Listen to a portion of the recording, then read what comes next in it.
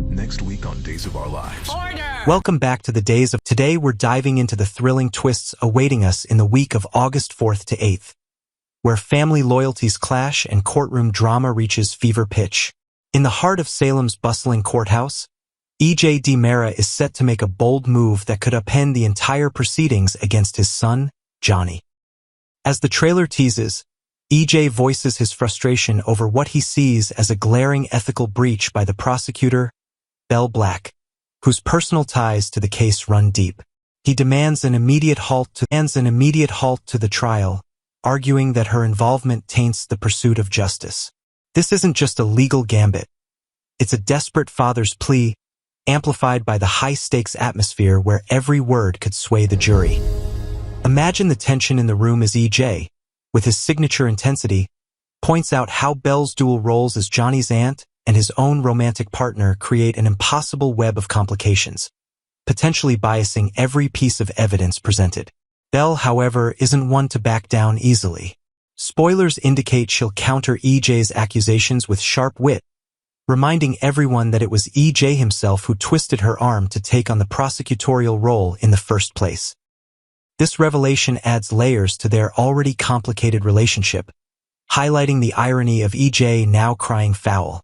Picture Belle standing tall in her tailored suit, her eyes flashing with determination as she defends her position, perhaps even drawing on past cases where she's navigated similar ethical minefields. The conflict escalates when it's noted that if Belle's connections are deemed problematic, E.J.'s own paternal bond to Johnny and his intimacy with Belle could boomerang back on him, muddying the waters for the defense. This back and forth not only heightens the drama but also exposes the fragile alliances within the DiMera family, where love and ambition often collide in explosive ways. As the trial presses on despite E.J.'s protests, Paulina steps into the spotlight with testimony that's sure to send shockwaves through the courtroom.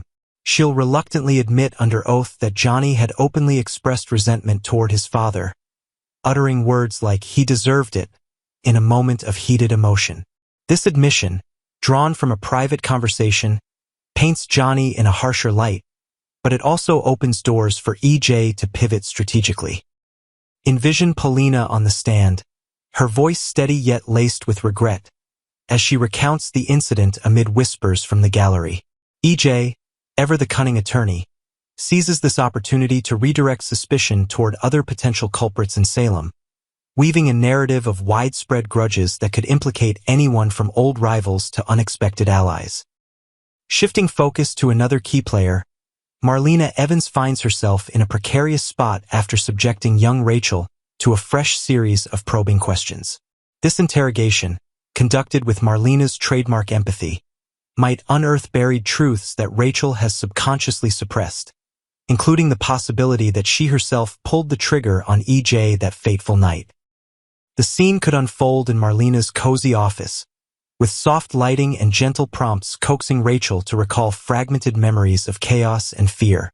Adding to the intrigue, new hints suggest Rachel's nightmares and sudden interest in mysterious tales like Arabian Nights might be clues to a deeper psychological block, perhaps influenced by lingering family secrets or even supernatural echoes from Salem's storied past. Undeterred, E.J. channels all his energy into building a fortress of reasonable doubt, determined to secure Johnny's freedom at any cost. He'll dissect witness statements with precision, perhaps introducing fresh alibis or overlooked evidence like a misplaced item from the crime scene that points away from his son.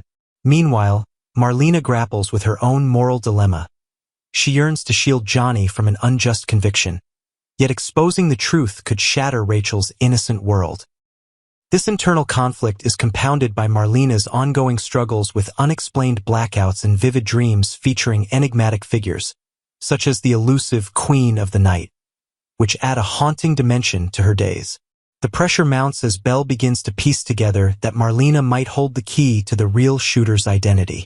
In a tense confrontation, Belle corners her mother, pressing for a confession that could unravel the entire case. Will Marlena crack under the scrutiny, or will she protect the fragile web of secrets? Spoilers tease no easy resolution here, with Belle's persistence clashing against Marlena's protective instincts, all while whispers of Stefano Di Mera's lingering influence, through psychic visions or ghostly presences, stir up old fears in Salem. As the week unfolds, these intertwined storylines promise a roller coaster of revelations, where buried memories surface and alliances fracture under the weight of truth. Stay tuned, Salem fans. The real fireworks are just beginning, and no one will emerge unscathed from this Di Mera family showdown.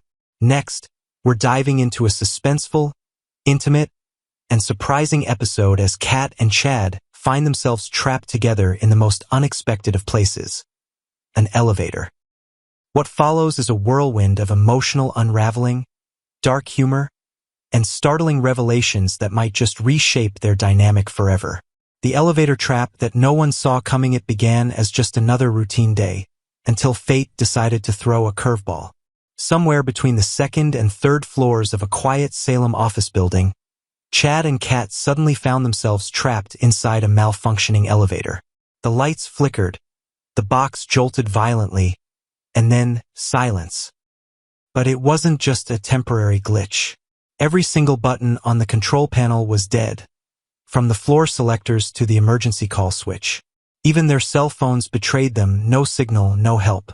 Chad's face quickly turned pale as panic set in. His breathing became shallow, and beads of sweat formed along his brow. Claustrophobia clawed at his nerves, forcing him to pace in tight circles. Kat, by contrast, remained eerily calm, slumping onto the floor, back against the wall, hands folded neatly in her lap. She offered a grim but practical observation.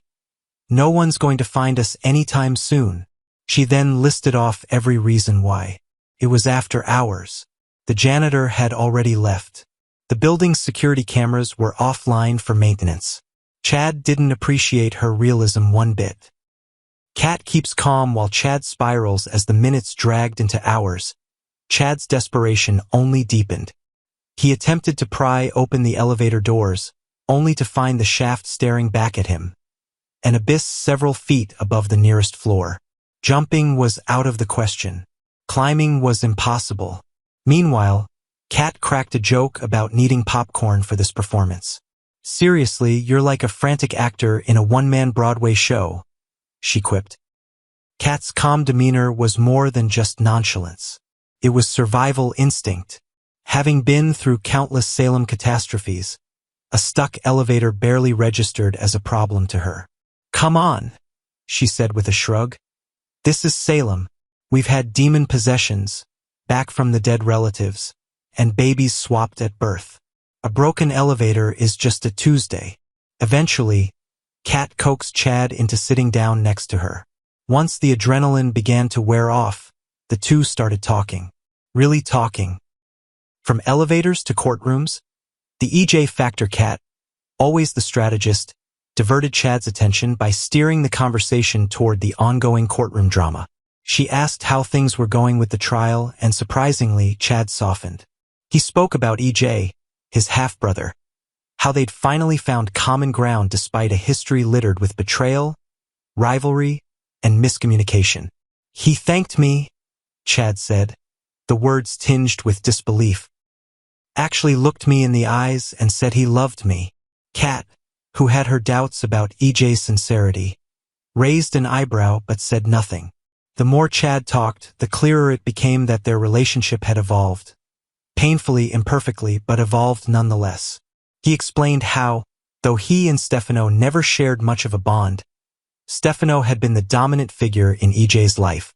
The shadow Stefano cast still loomed large over them both. That led to the next bizarre twist.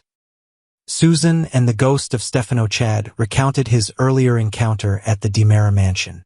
Susan, in full Susan mode, hyper, paranoid, and sounding like she just got off the phone with a psychic, was convinced Stefano might still be alive. She insisted that signs, dreams, and feelings were pointing to his return. Kat's eyes lit up with mischief. "You don't actually believe her, do you?" "Of course not," Chad said firmly. "If Stefano was alive, he wouldn't stay away this long. Not from EJ. Not from his empire." Still, the thought hung heavy between them. Stefano had returned from the dead before. In Salem, anything was possible. Kat pressed him. Stefano was a ruthless criminal. What makes EJ different? Chad didn't flinch. EJ has changed. He's not his father. He learned from the past, from all the pain it caused. He wants better for himself and for us. Never have I ever, or just confessions in disguise with the air in the elevator getting stale, and hope for rescue still out of reach. The pair resorted to playing Never Have I Ever. Only, they didn't really understand the game.